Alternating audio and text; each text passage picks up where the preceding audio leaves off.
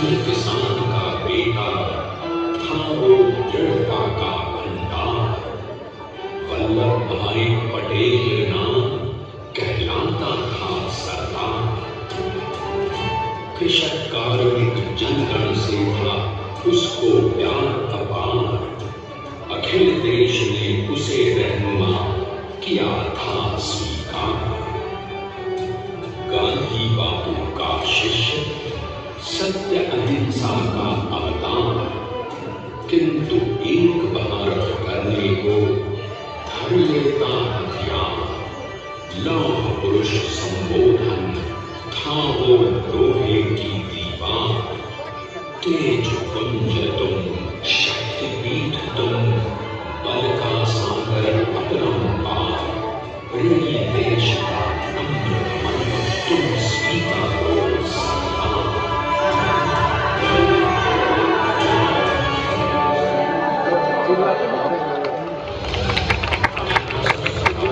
अंग्रेजों को ललकारने वाले पहले स्वतंत्रता संग्राम के एक सक्रिय सिपाही थे झवेर भाई पटेल।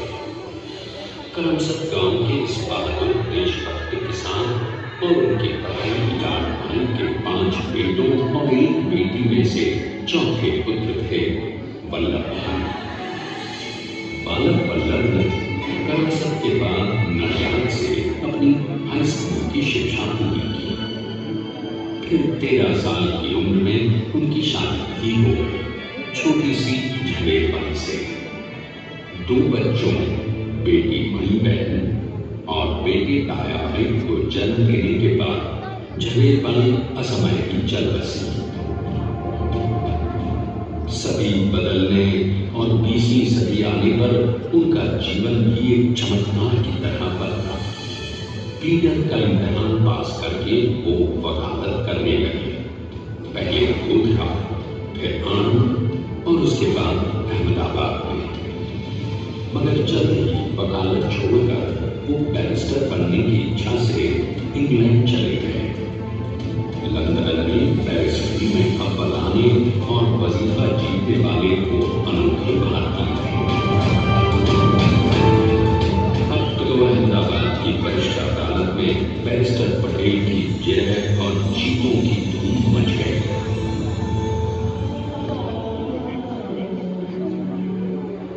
तभी एक युग पुरुष ने वल्लभ भाई के जीवन की धारा ही बदल दी।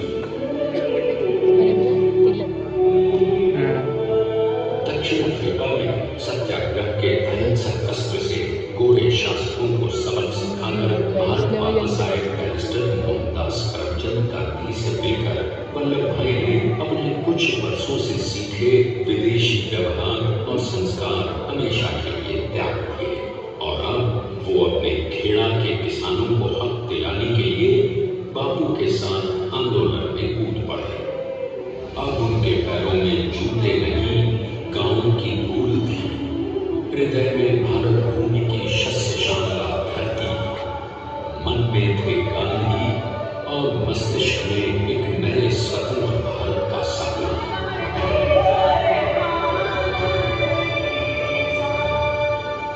तभी बारडोली के मजबूर मजलूम किसानों की यातना का समाचार उनके पास पहुंचा। तुरंत वल्लभ भाई वहां पहुंचे और यूं शुरू हुआ भारत का सबसे बड़ा और सफल किसान आंदोलन बारडोली।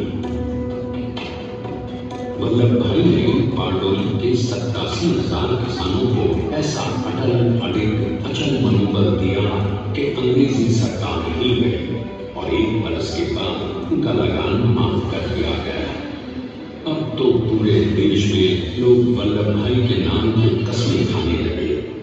स्वयं महात्मा गांधी ने कहा, अब वल्लभ भाई मेरे शिष्य या साथी नहीं, सारे देश के सरदार हैं और देश हो गया एक अनोखा असरदार सरदार।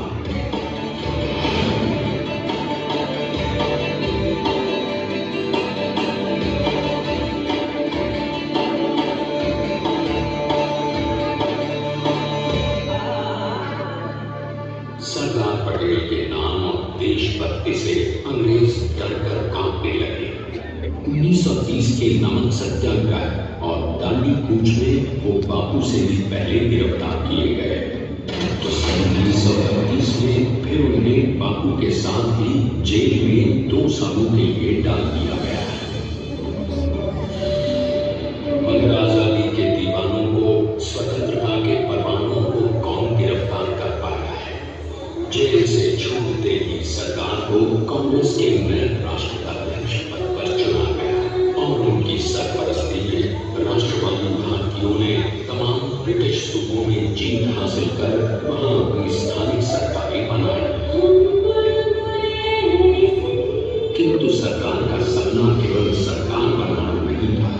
उनका स्वप्न तो था एक ऐसे नए भारत का जहां हर रंग, हर रूप, हर जात, मजहब, तबके का हिंदुस्तानी एक साथ मिलकर एक ऐसा नया भारत बना सके जहां पूर्ण स्वराज्य के साथ सारे समाज को गरीबी, अशिक्षा, छुआछूत से भी आजादी मिल जाए।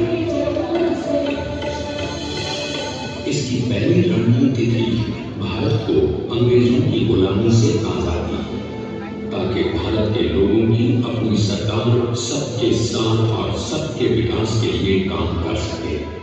बापू की अगुवाई में अब देश ने अंग्रेजों को अंतिम चेतावनी दे दी, करेंगे या मरेंगे, रोकेंगे अंग्रेजों, भारत छोड़ो।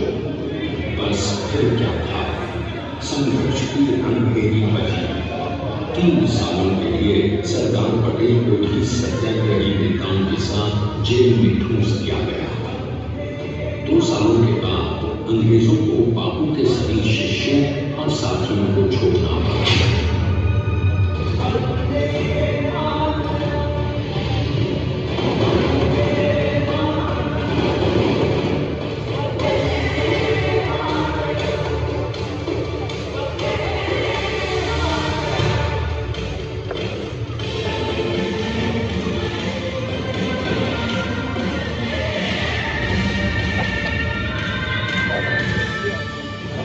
स्वतंत्रता के स्वप्न के सच होने के साथ अब सरकार पर कई एक नई जिम्मेदारियां थी। आने वाली आजादी की तैयारी और एक नए भारत के लिए नए लोकतांत्रिक संविधान की संरचना। जैसा उनके साथियों ने खुद कहा था, सरकार ने ही 6 हथौड़ी लेकर एक नए भारत को उकेरा।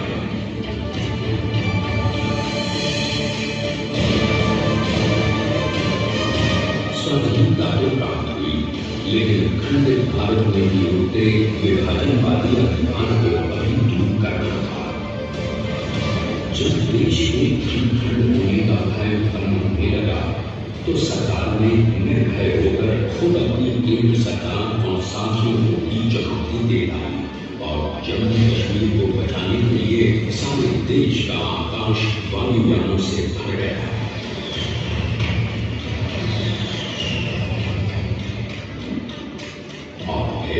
हैदराबाद और जूनागढ़ के भारत ने विलयीकरण को पाकिस्तान से चुनौती दी। सरकार चाहते थे कि देश की 1 इंच धरती अब और विभाजित नहीं होनी चाहिए। नए भारत को एक करने के लिए समझा बुझाकर, मनाकर 565 रियासतों को सरकार ने अपनी सूझबूझ, सदाशयता, संबल से एक नए स्वतंत्र भारत का अभिन्न अंग बना दिया। हमारे इतिहास में अखंड भारत के पुरुषार्थ का ये एक महानतम अध्याय है।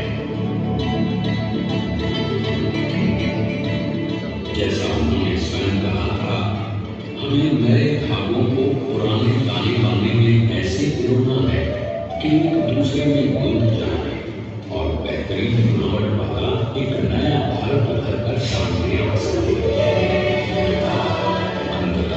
अपने वज्र दृढ़ संकल्प से एक नया विराम विशाल एक भारत श्रेष्ठ भारत बनाकर दिखाई दिया सरकार ने। संसार के सबसे बड़े प्रजातंत्र के शिल्पी को प्रणाम करने के लिए देश ने बनाया है ये समर्थ स्मारक। स्वाधीन भारत को समर्थ भारत में बदलने वाले सरदार पटेल को समर्पित प्रेरणा गीत भी है। प्रधानमंत्री श्री नरेंद्र मोदी के नेतृत्व में बनी विश्व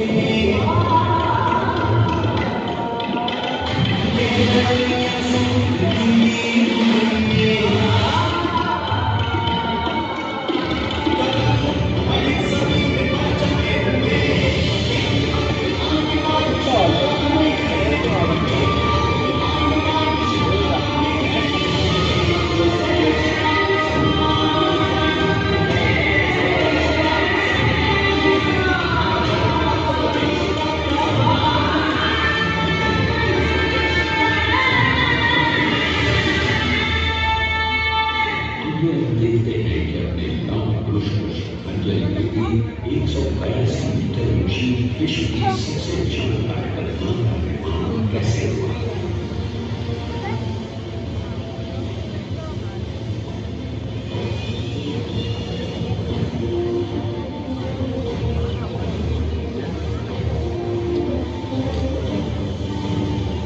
ज्योति इस अद्वितीय अभूतपूर्व प्रतिमान को बनाने के लिए सबसे पहले नदी का 4,500 क्यूबिक मीटर का बांध बना और फिर सीधा 600 फीट का कंक्रीट का कोण बनाया।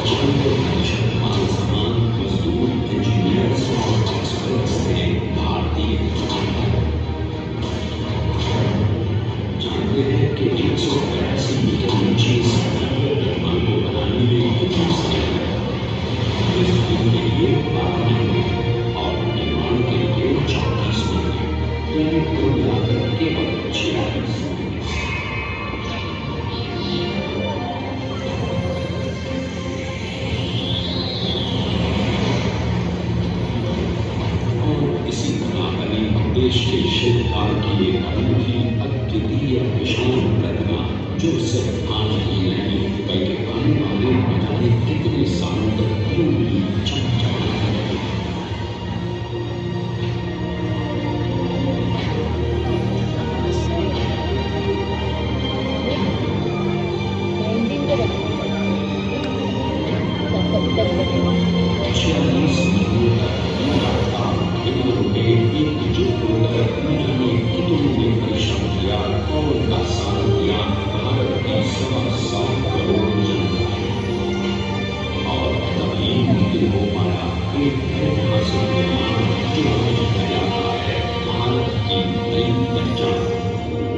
स्टैच्यू ऑफ यूनिटी विश्व की सबसे ऊंची प्रतिमा।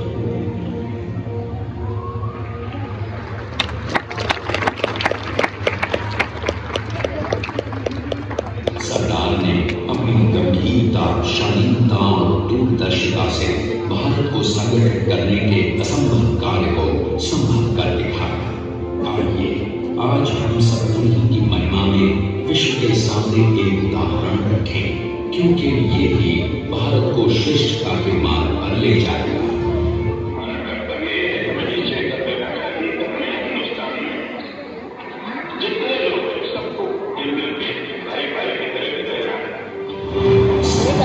यूनिटी एकता की प्रतिमा और श्रेष्ठता का प्रतिबिंब है। एक पहल है इस अखंड भारत को श्रेष्ठ भारत बनाने के सपने को पूरा करने के लिए। एक पुकार है हम सबको एकजुट होने के लिए। एक आंदोलन है भारत को सबसे आगे ले जाने के लिए, श्रेष्ठ बनाने के लिए। आपके योगदान और विश्वास से ही बनेगा एक भारत, श्रेष्ठ भारत। एकता का संदेश है कि भारत बने,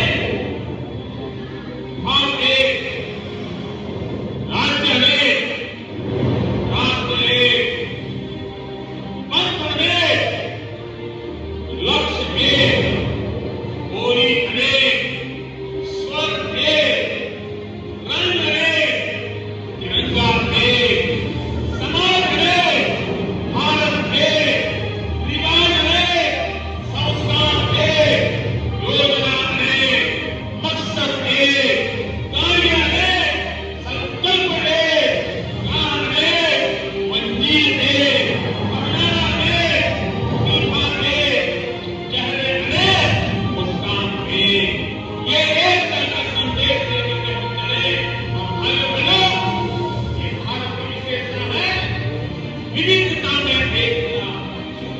यही भारत का विशेषता है।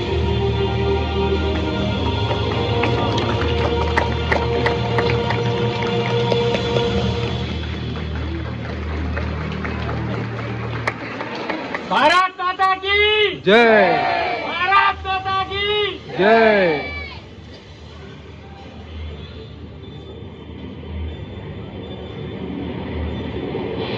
Please stand up for the national anthem.